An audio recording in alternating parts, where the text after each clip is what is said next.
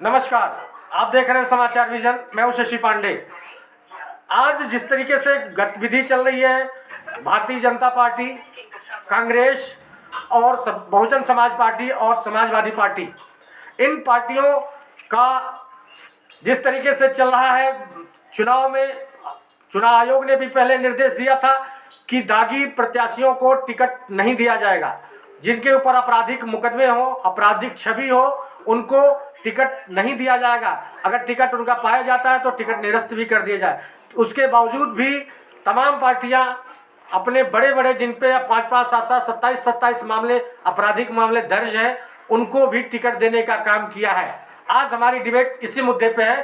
खबर चाहे हो राजनीतिक जगत की या फिर खेल जगत की या फिर जुड़ी हुई हो मनोरंजन जगत से, बिना किसी रीजन देखते रहिए समाचार विजन।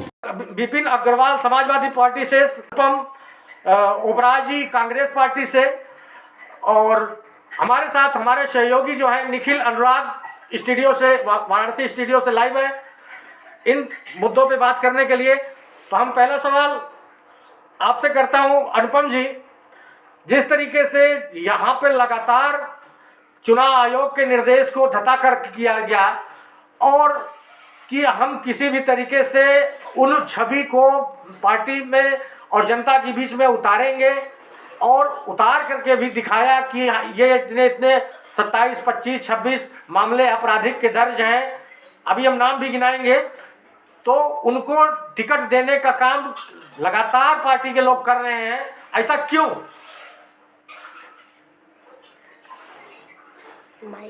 आवाज नहीं आ रही अनुपम जी, आपकी आवाज नहीं आ रही।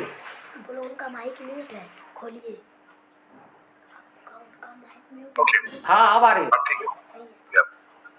देखिए, सबसे पहले तो मैं आपको इस अपराध को राजनीति से खत्म करने के लिए और अच्छे और युवा और महिलाओं को जोड़ने के लिए हमारी कांग्रेस पार्टी ने तभी ये शुरू में ही डिक्लेयर कर दिया था कि हम 40% टिकट महिलाओं को देंगे। उसके अंदर उसका उद्देश्य ही ये था कि जितनी भी महिलाएं आएंगी और यंग लोग आएंगे, तभी अपराध खत्म होगा राजनीति से।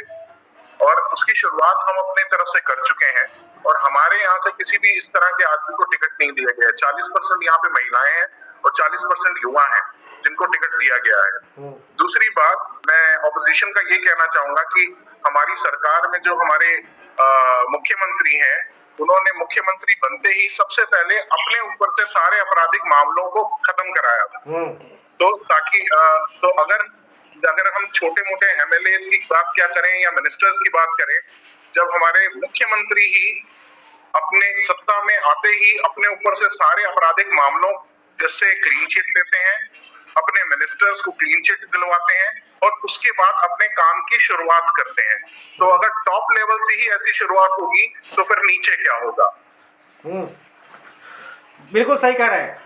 तो टॉप लेवल पे और जो शुरुआत हो चुकी है, और आपके भी हमने देखा, आप ही की वेबसाइट पे मैंने देखा आपराधिक छवि के नेताओं को क्या है, आप साइट पे है आपराधिक छवि के नेता, लेकिन उनके ऊपर उतने संगीन मामले और उस तरीके के मामले नहीं है, वो निपटारा पहले कर लिया गया है। इसको मैंने देखा था। देखिए, राजनीतिक मामले और आपराधिक मामले दोनों में थोड़ा सा फर्क है, बट एनीवेज यस, हमने लार्ज स्केल पे, जिस स्केल पे कांग्रेस पार्टी और प्रियंका गांधी जी ने जिसकी शुरुआत करी है, दूसरी पार्टियां उसके आसपास भी नहीं। जी विपिन जी, मैं आपसे सवाल करना चाह रहा हूं कि आप लगातार आपराधिक छवि के नेताओं को टिकट देते चले जा रहे हैं, इसका पहले कारण क्या है? आपकी मजबूरी है या आपकी मजबूरी है या पार्टी का दबाव है? नहीं, सबसे पहले मैं कांग्रेस के साथियों को बताना चाहूंगा जी कि कांग्रेस का तो यूपी में कोई जनाधार है ही नहीं, केवल समाजवादी पार्टी की और बीजेपी की लड़ाई है। यूपी के अंदर केवल दो ही पार्टी इलेक्शन लड़ रही है, बाकी तो इनका कोई जनाधार नहीं है। ये महिला को टिकट दे, किसी को भी दे दे, या मुख्यमंत्री बन जाए, अपना घोषणा पत्र उन्होंने कल जारी कराया है, उसमें कुछ नहीं है, कुछ भी कर दे। जब सरकार ही नहीं आएगी तो घोषणा पत्र क्या आएगा? पहले तो। दूसरा क्या है, हमारी पार्टी ने किसी भी गलत आदमी को टिकट नहीं दिया। अगर आदमी बीजेपी में चला जाता है तो वो तो उसका धुला हो गया, मशीन से साफ हो गया, बिल्कुल बाहर निकल गया, जी ठीक है, अपराधी नहीं है। समाजवादी पार्टी में आ जाता तो अपराधी है। ये जो इनकी बीजेपी वालों की मानसिकता है 100% गलत है। सबसे ज्यादा टिकट बीजेपी ने दिया अपराधी तत्व के लोगों को। अपराधियों को हमारा मानना है कि टिकट नहीं मिलना चाहिए। क्यों आप समाजवादी पार्टी की जो पहचान, उनको कैंसिल करके उनकी बहन को दिया है, उनको नहीं दिया टिकट हमने। उनको हटा दिया। आपने विपिन जी, आपने कैराना से नाहिद हसन को टिकट दे दिया, जिनके ऊपर पलायन के मामले और ऐसे ही लगे पड़े हैं, और उस समय के और नाहिद हसन को टिकट दे दिया। उनका टिकट कैंसिल करके उनकी बहन को दे दिया। हाँ, क्या फर्क पड़ता है सर? अरे तो देखिए ऐसा होता क्या है, फर्क पड़ता है? नाहिद हसन के उनके बहन को दे देते हैं, क्या फर्क पड़ता है? क्या पॉलिटिकल, क्या समाजवादी पार्टी के कार्यकर्ता थी उनकी बहन पहले से?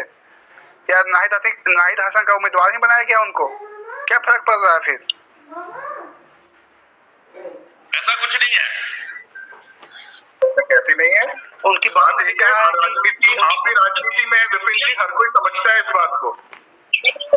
जो भी उनके पास मुकदमे, राजनीतिक मुकदमे है, राजनीतिक मुकदमे है। वैसे कोई अपराधी गतिविधि के लोग नहीं, हमारा कोई कैंडिडेट अपराधी गतिविधि का। मुकदमे सुनिए तो सही, मुकदमे क्या, मुकदमे सुनिए तो सही। सुशील जी इनको बताइए मुकदमे हैं कैसे उनके ऊपर? उनके ऊपर मुकदमे कैराना में 2017 के पहले आती की सरकार में जिस तरीके से हिंदुओं का पलायन हुआ था, उनमें इनका नाम आता है। और काफी हजारों की संख्या में वहाँ हिंदू परिवार थे जिन्होंने अपने घर के आगे लिख दिया था कि ये घर बिकाऊ है, हम मुसलमानों के आतंक से हमें यहाँ छोड़ करके हम जा रहे हैं।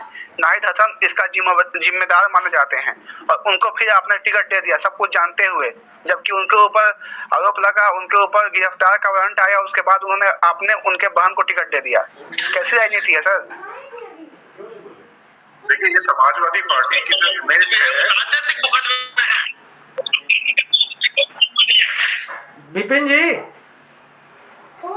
विपिन जी आपकी आवाज में थोड़ी सी, विपिन जी आपकी आवाज में थोड़ी माइक में प्रॉब्लम आ रही है, थोड़ी आवाज क्लियर नहीं हो रही है। लेकिन मैं आपको याद देना चाहूंगा कि समाजवादी पार्टी सरगना मेरठ से अतुल प्रधान को प्रत्याशी घोषित किया था। उनके ऊपर आपराधिक मामले दर्ज हैं, 38 आपराधिक मुकदमे लंबित हैं।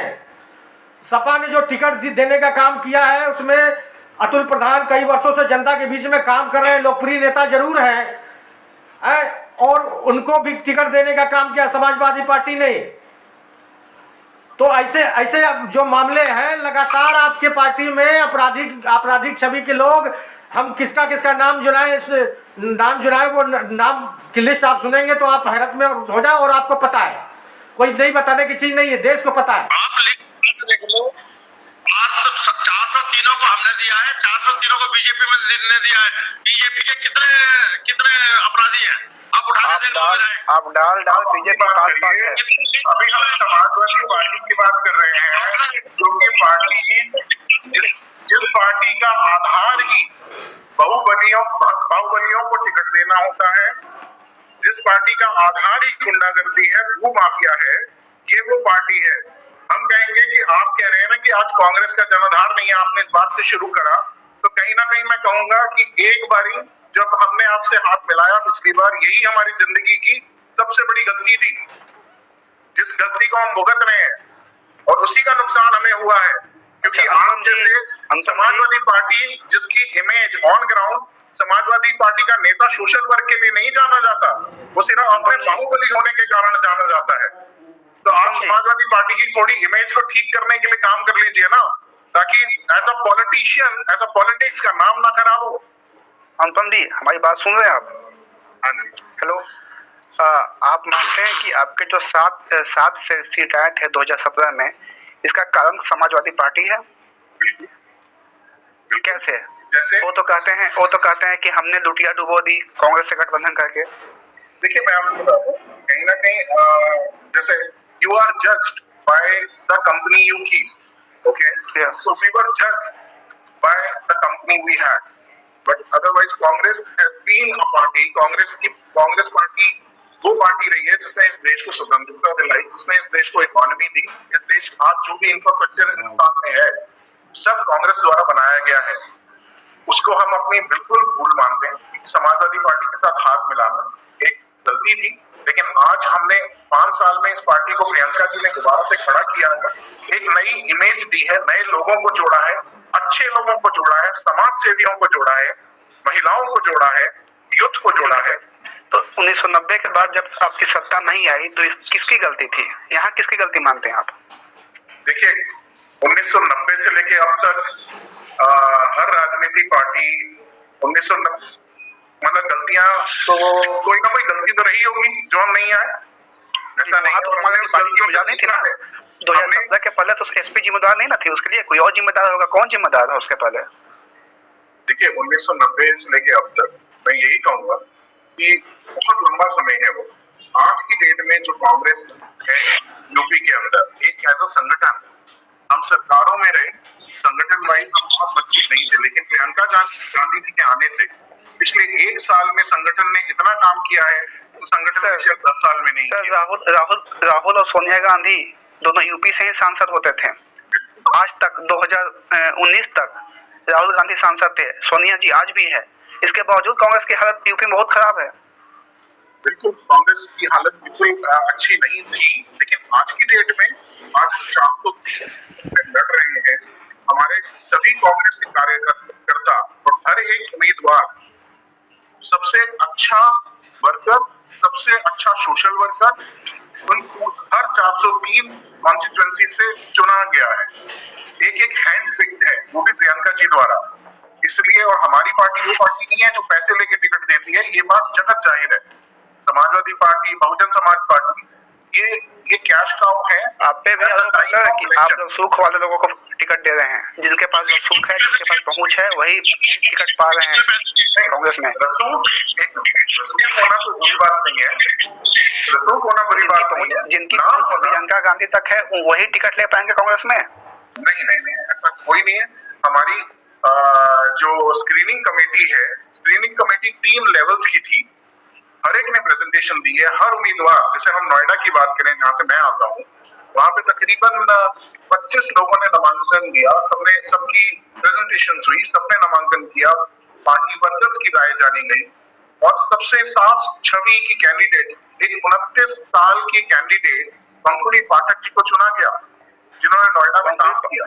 पंकुड़ी पाठक जी का इतिहास भी जानते हैं सर? आप जानते होंगे, और उनकी पिछली पार्टी का भी इतिहास जानते होंगे। तो आप एक समाजवादी पार्टी से आए हुए प्रवक्ता को देखिए या तो समाजवादी पार्टी में अच्छे लोग आएंगे, काम कर रहा है कार्यकर्ता, उनको टिकट नहीं देते हैं आप? नहीं, बिल्कुल आप सुनिए मेरी बात।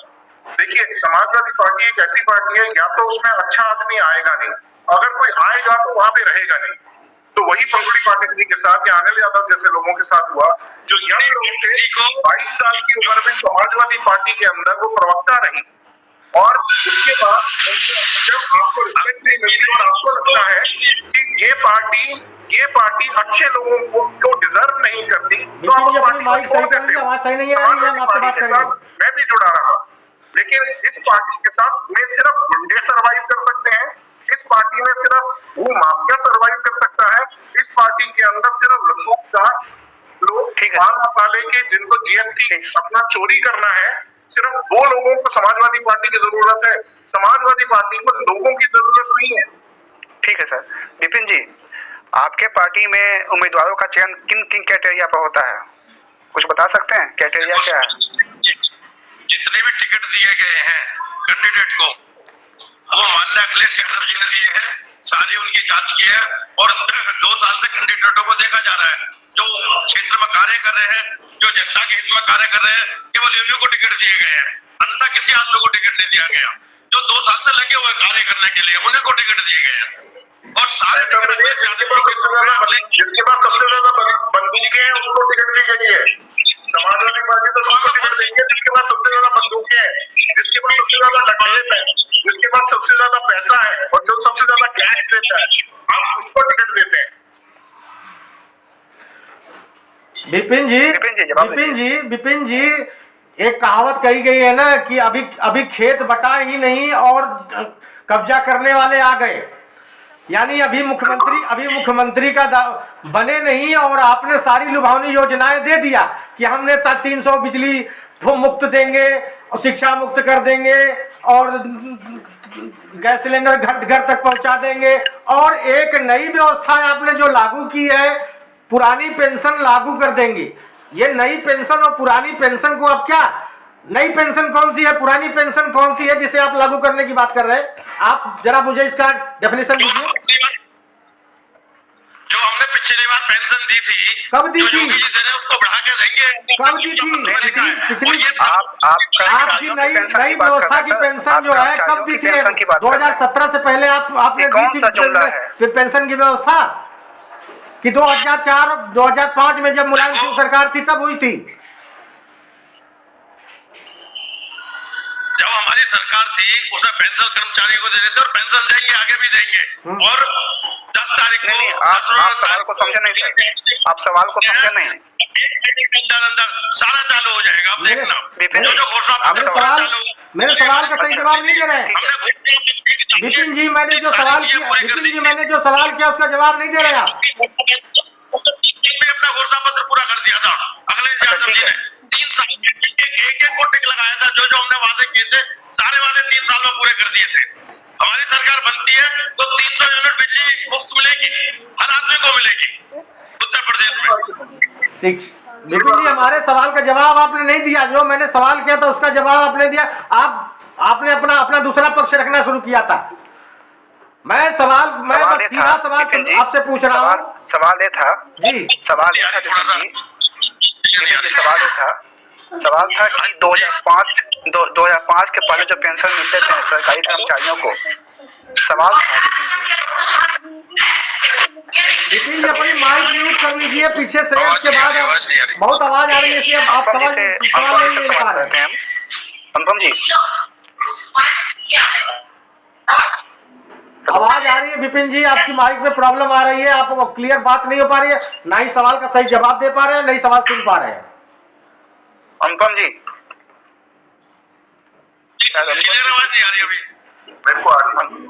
अनुपम जी ये जो सवाल है ये सवाल आप ही से है। जो अखिलेश यादव ने कहा कि हम सरकारी कर्मचारियों को फिर से पेंशन देंगे, ये जुमला है, सब लोग जानते जुमला है।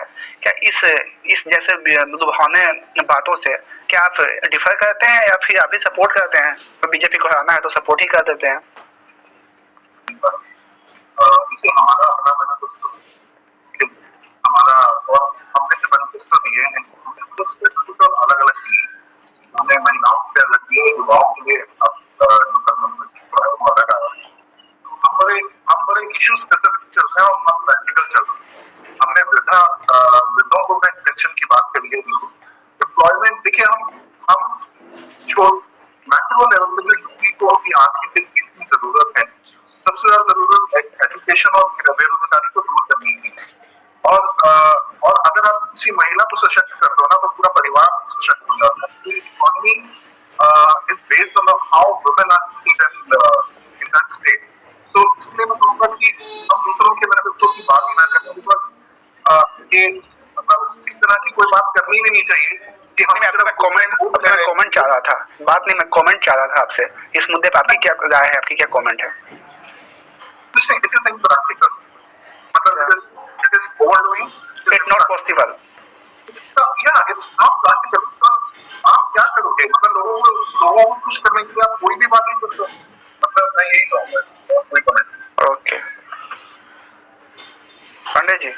विपिन जी मेरी आवाज सुनाई दे रही है? विपिन जी? हाँ जी, आ रही है। मेरी आवाज सुनाई दे रही है? हाँ जी। हाँ, थोड़ी सी आपकी माइक में प्रॉब्लम हो रही है, इसलिए सवाल जो मैं कर रहा हूँ उसका जवाब आप तक सही नहीं आ पा रहा है, नहीं सही हो पा रहा है। इसलिए मैं आपसे फिर से उसी मुद्दे को, उसी बात को मैं फिर से आपसे पूछना चाहूँगा कि जो आपने समाजवादी पेंशन की बात की है कि समाजवादी सरकार बनेगी तो समाजवादी पेंशन लागू किया जाएगा, तो उन समाजवादी पेंशन को आप किस कैटेगरी में लेकर के आना चाहते हैं? पुरानी पेंशन की व्यवस्था का आपने नाम लिया, पुरानी पेंशन की व्यवस्था क्या 2017 की पुरानी पेंशन या 2005 में जो सरकार थी आपके मुलायम सिंह यादव की उस वक्त की सर पेंशन, कौन सी पुरानी पेंशन को आप फिर से जारी करना चाह रहे हैं और उसमें क्या क्या विसंगतियां आई थी उसको भी आपको याद होगा, बोलिए। स्विच ऑफ जो हमने पुरानी पेंशन देने का वादा किया, जो पहले पेंशन दी थी वही पेंशन को दोबारा देंगे हम, जो योगी जी ने बंद कर दिया। ठीक है, शिक्षा पुरानी पेंशन को देंगे हम सरकार बनने के बाद।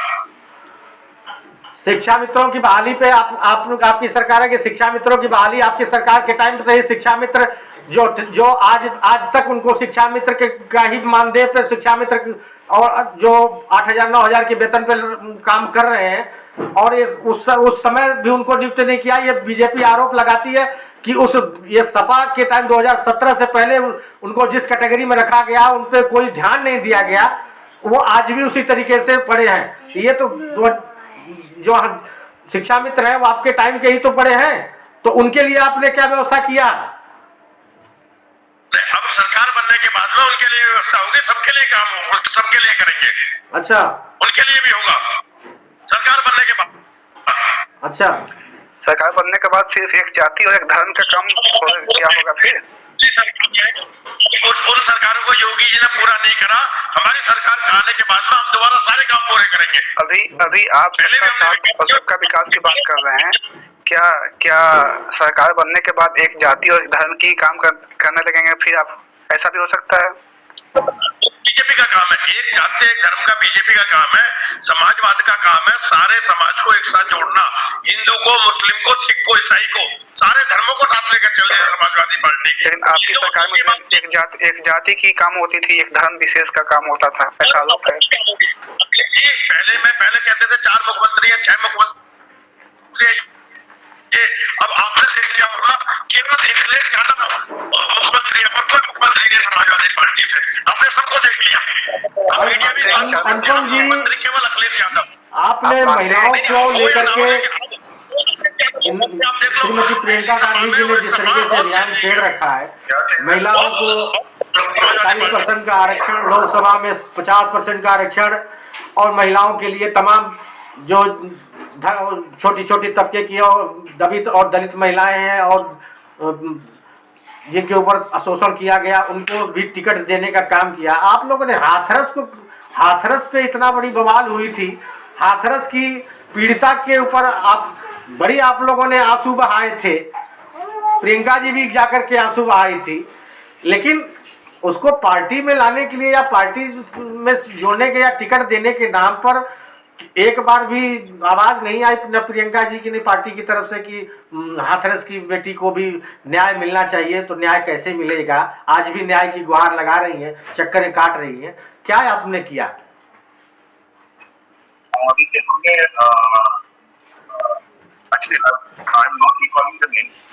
थोड़ी सी लाउडली, थोड़ी सी आवाज बढ़ाइए अनुपम जी, आवाज थोड़ी बढ़ाइए।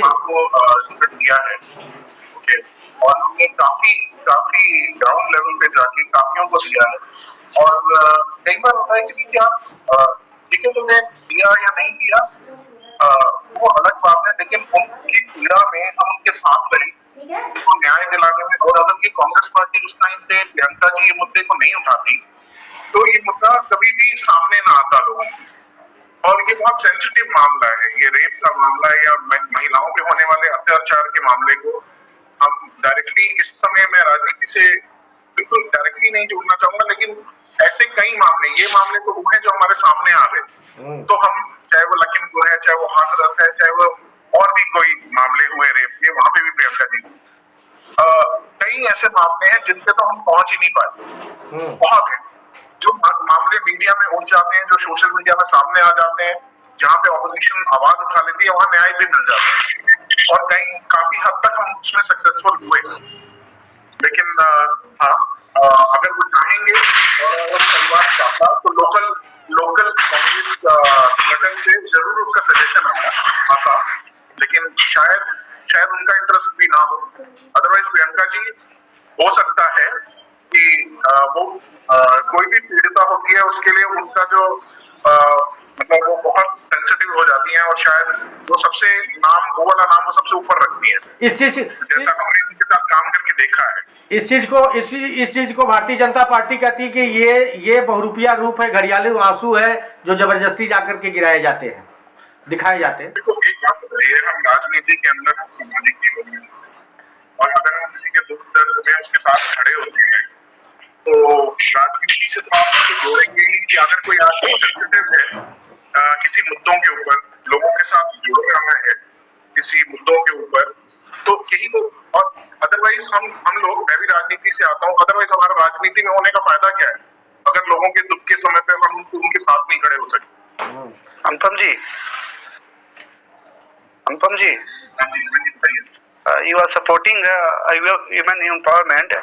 If Congress will win in UP, Uttar Pradesh, then Priyanka Gandhi will be next CM of Uttar Pradesh. ये डिसीजन देखिए, जैसे वो कह रहा है, जैसे उन्होंने कहा है, रुकिए, हो सकता है शायद एक महिला ही बनेगी ना, मुझे लगता है कि महिला भी बनना चाहिए।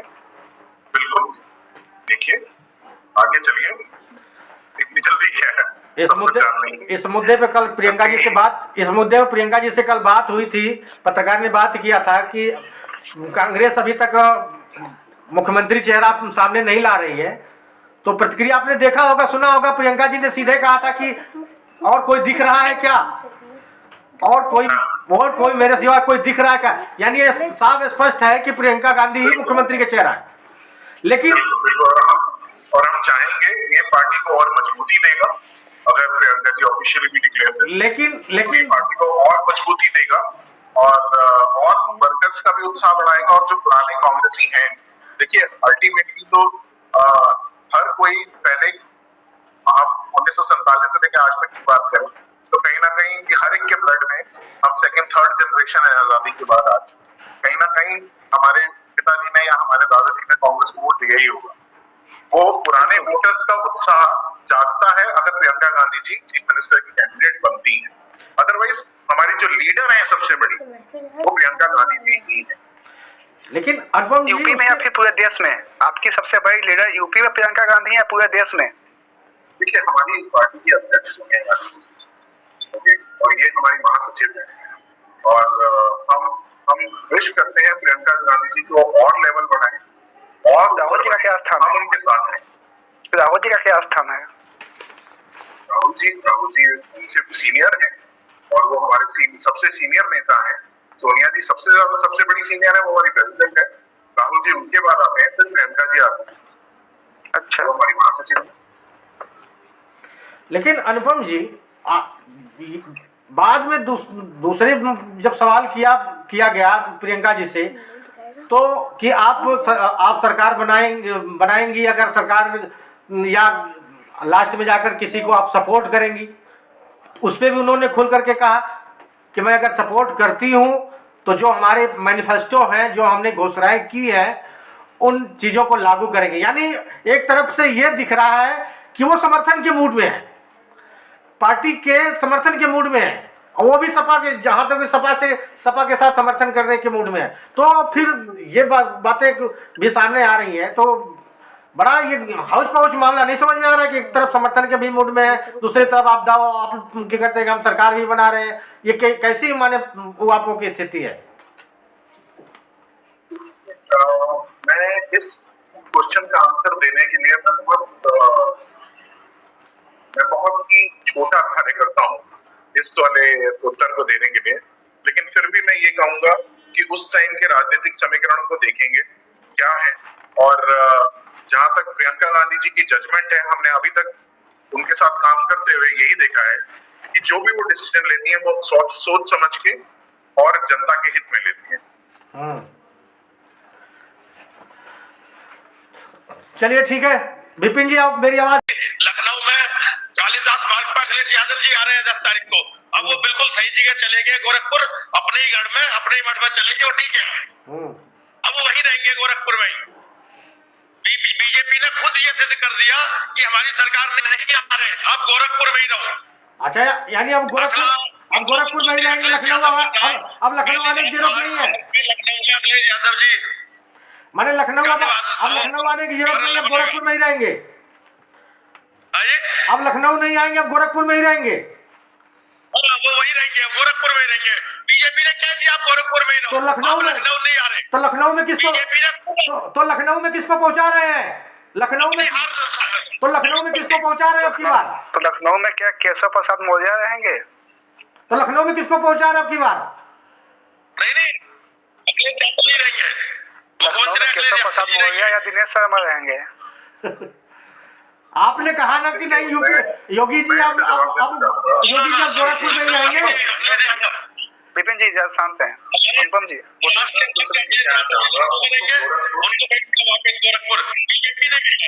अच्छा ठीक है विपिन जी, ठीक है, बोलिए अनुपम जी।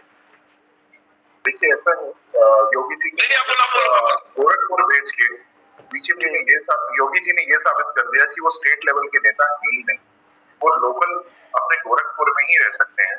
अगर उनका डिसीजन होता कहीं और से लड़ने का तो समझ में आता कि हाँ वो आज वो स्टेट लेवल के नेता बन गए, लेकिन पार्टी ने उनको उनकी जगह दिखाई है कि आप गोरखपुर में ही रहिए और गोरखपुर से ही लड़िए, क्योंकि और कहीं से जीतना उनके बस की बात ही नहीं। तो इसलिए ये साबित हो गया इस वाली बात से कि वो स्टेट लेवल के नेता नहीं है, उनको गोरखपुर इसीलिए वापस भेजा गया। भाई अनुपम जी विपिन जी यही बात करें कि वो गोरखपुर में रहेंगे। मैंने सवाल किया लखनऊ में फिर किसको आप ला रहे हैं? लखनऊ में किसको ला रहे हो? उनकी बातों से क्लियर नहीं हो पा रहा है कि वो आवाज क्या रहे, लेकिन उनके कहने का मतलब कि लखनऊ में अब की बार की जो भेजने का इन लोगों ने मूड बनाया है उसमें कुछ लोचा लग रहा है अब की बार, इसलिए गोरखपुर योगी जी को भेज दिया गया। हो सकता है आपने आंसर दे दिया है।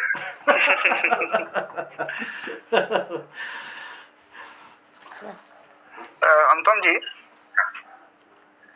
कांग्रेस क्या इस बार किंग मेकर की भूमिका निभाएगी क्या? मेकर की भूमिका देखिए, जो भी होगा ना, जो भी डिसीजन होगा वो मतलब प्रियंका गांधी जी, सोनिया गांधी जी और किंग मेकर होंगे या हम खुद किंग होंगे, ये तो समय ही बताएगा। ठीक है, जैसे अंतिम सवाल ले लेते हैं हम। जी, हर बार मैं कार्यक्रम के अंत में सवाल लेते हैं। अनुपम जी कितने सीट जीत रहे हैं आप? 403। कितनी सीटें? लोकतंत्र के लिए तो कुछ छोड़ दीजिए, विपक्ष के लिए कितनी? 400 सीटें। एक योगी जी को, एक अखिलेश जी को अगर वो लड़े और एक मायावती। 400 हमारे लड़ नहीं रही है। मायावती ने आज तक चुनाव नहीं लड़ा है। वही मैं कह रहा हूँ, अगर वो लड़ी तो मैंने तभी बोला। अरे सर कुछ ज्यादा नहीं, कुछ ज्यादा ही नहीं हो जा रहा। बहुत धन्यवाद अनुपम जी, आप जीते और प्रियंका जी को मुख्यमंत्री बनाए। बहुत बहुत धन्यवाद, आप लोग जुड़े। आप देखते रहिए समाचार विजन। तब तक के लिए नमस्कार।